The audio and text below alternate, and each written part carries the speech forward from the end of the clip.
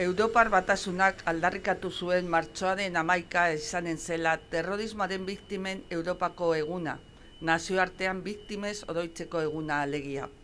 Hori dela eta, Nafarroako gobernuak ondoko adierazpen instituzionale bidez erabaki du, beste behin adieraztea ezen etak eta beste erakunde terrorista batzuek, galek eta eskuin muturrari, esker muturrari edo jihadismoari lotutakoek esaterako, hainbat hamarkadatan gauzatutako indarkeria terrorista bidegabea eta legez kontrakoa dela.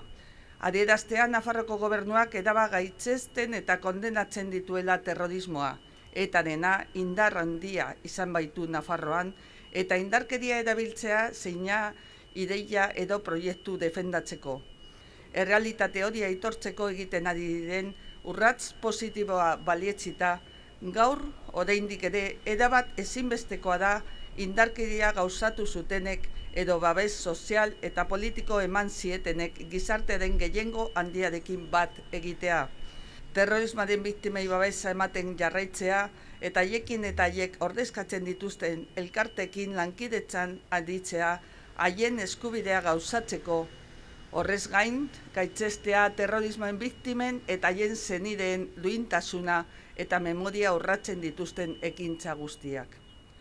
Sustatzea oraingo belaunaldiek jakin dezaten terrorismoen izua zer den eta biktimekiko empatia indartzea jada abian dauden hezkuntza programen esparruan.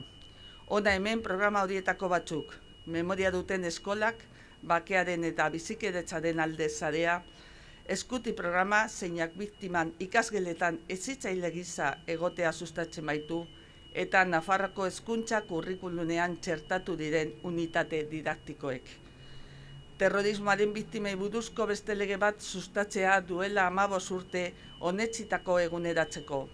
Lege hori egungo errealitatera eta biktimen aitortzara egokituko da. Gobierno de Navarra. Nafarroako gobernua.